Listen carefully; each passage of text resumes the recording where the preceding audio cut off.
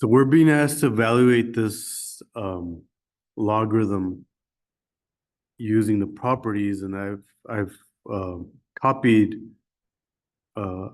8 properties here, so it might be hard to know which ones to use.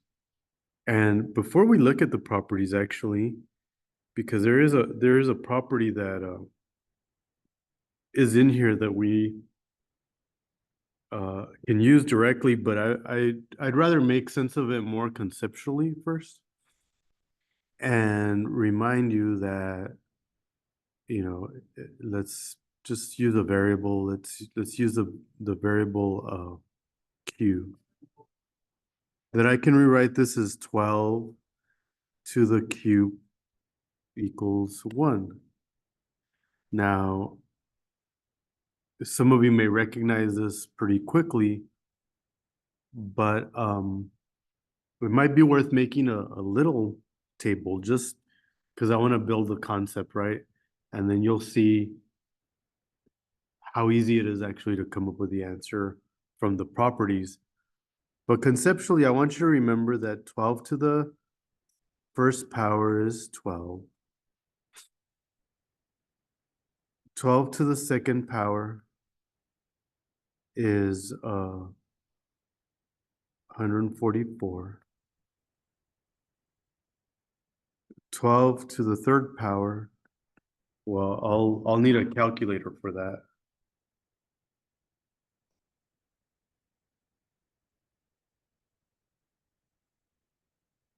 So it's 12 times 12 times 12, right?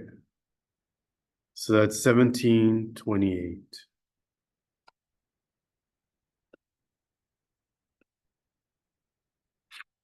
Now, if I go backwards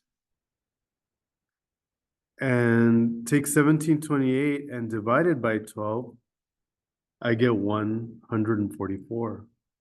If I take 144 and divide it by 12, I get 12. Now, if I follow this pattern, you'll see that if I divide 12 by 12, I get a 1. And then if you follow the pattern over here too, it's 12 to the third, 12 to the second, 12 to the 1. So the next one naturally would be 12 to the 0 power.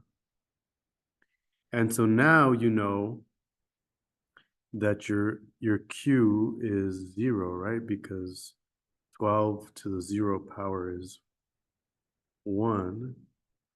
And so that is your answer here. Log base 12 of 1 is 0.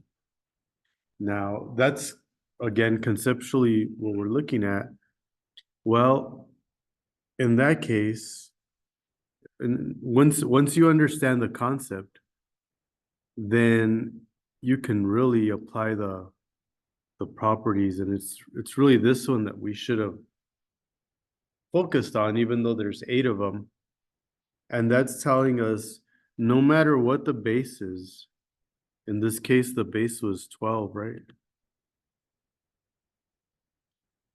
It's, if there's a 1 here, the answer is going to be 0. So 0, 0.